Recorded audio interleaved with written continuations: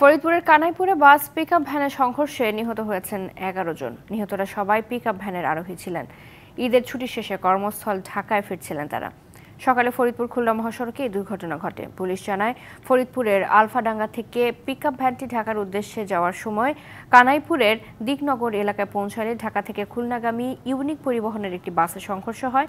এতে ঘটনাস্থলে নিহত হন ১১ জন। এ ঘটনায় আহত হয়েছেন অন্তত ১০ জন।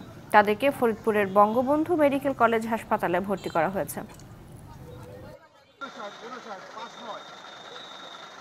গাড়িগুলো যখন দ্রুত রানিং আসে, এই ট্যাপের কারণে দেখা যায় বাম সাইড চাপায় যায়। রাস্তার অবস্থা হলো খুব খারাপ। রাস্তা দুই দিন আগে 20 খান মোটরসাইকেল এই জায়গায় অ্যাক্সিডেন্ট করছে। এর আগে কিছু বছর আগে এই জায়গায় এইখানে প্রায় 22 জন মানুষ মারা গেছে। দুর্ঘটনার অন্যতম কারণ মনে হচ্ছে যে তারা লাইন মিলে গাড়ি চালাচ্ছিল না। এক লেনের গাড়ি আরেক লেনে চলে আসছিল এবং গাড়ির অত্যন্ত গতি ছিল। এই দুইটাই আমার মূল কারণ মনে হচ্ছে। দুর্ঘটনার বিষয়ে আরো জানাতে যুক্ত হচ্ছেন সহকর্মী মাহবুবুল ইসলাম পিকুল। কথা বলবো তার সাথে। পিকুল, দুর্ঘটনার বিস্তারিত জানাবেন। আহতদের এখন কি অবস্থা এবং যারা নিহত হয়েছেন তাদের পরিচয় পাওয়া গিয়েছে কিনা? জি সুইটি, আপনার মাধ্যমে জানাতে চাই যে আমি এখন কানাইপুরের দিকনগরে আছি, যেখানে সড়ক দুর্ঘটনাটি ঘটেছে। তো এখানে কিন্তু একটি পিকআপ এবং ইউনিক পরিবহনের একটি বাস মুখোমুখি সংঘর্ষ হলে ঘটনাস্থলেই কিন্তু 11 জন মারা যান। এর মধ্যে 6 জন নারী এবং 3 জন পুরুষ এবং পরবর্তীতে কিন্তু ফরিদপুর মেডিকেল কলেজ হাসপাতালে 2 জন মারা গেছে। তাদের মধ্যে কিন্তু 3 জন পুরুষ এসে মোট 13 জন কিন্তু এখানে নিহত হয়েছে। এছাড়া বাকি যারা আহত হয়েছে তারা ফরিদপুর মেডিকেল কলেজ হাসপাতালে ভর্তি আছেন। আমি এখানকার এলাকাবাসীর সঙ্গে এবং পুলিশের সঙ্গে কথা বলে যতটুকু জানতে পেরেছি যে পিকআপে যারা ছিল, যে যাত্রীগুলি নিহত হয়েছে, তারা প্রত্যেকেই কিন্তু ফরিদপুর আলফাডাঙ্গা উপজেলার সবাই নাগরিক। তবে এখন পর্যন্ত কারো পরিচয় পাওয়া যায়নি। তো আমার সঙ্গে এই মুহূর্তে আছে ফরিদপুরের কানাইপুর ইউনিয়ন পরিষদের সাবেক চেয়ারম্যান ফকির মোহাম্মদ বেলায়েত। তার কাছে আমি জানতে চাইবো আসলে ঘটনাটি কি ঘটেছিল এবং সড়ক দুর্ঘটনাটি কেন হতে পারে বলে উনি মনে করেন। খুবই হৃদয় বিদারক ঘটনা যে একটি ডেড স্পট আপনার এখানে জায়গায় 11 জন এবং এর পরবর্তীতে আবার হসপিটালে আরো 2 জন মারা গিয়েছে।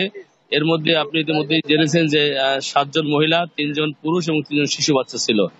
আমরা আসলে এই ঈদের পরবর্তীতে এই পর্যন্ত কোনো ঘটনা ঘটেছিল না, আলহামদুলিল্লাহ। কিন্তু আজকে যে ঘটনাটা ঘটেছে খুবই হৃদয় বিদারক ঘটনা, যে একটি অ্যাক্সিডেন্টে 13 জন লোক নিহত হয়েছে।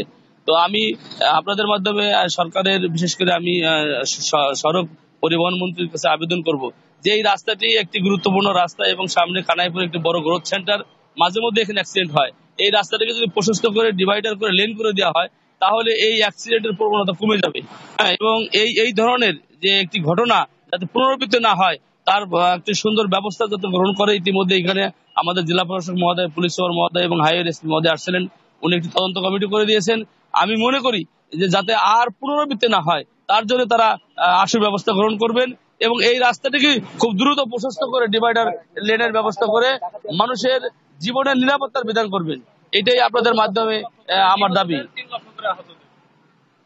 আমি এর মধ্যে জানতে পেরেছি যে ফরিদপুর পুলিশের পক্ষ থেকে কিন্তু নিহতদের 5 লক্ষ টাকা করে এবং যারা আহত হয়েছে তাদেরকে 3 লক্ষ টাকা করে দেওয়ার ঘোষণা পুলিশ করেছেন।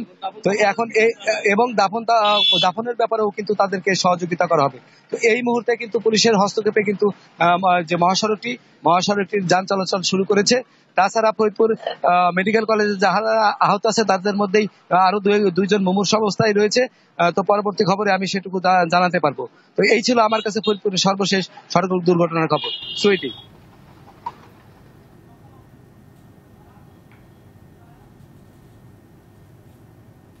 পিকুল, ধন্যবাদ আপনাকে।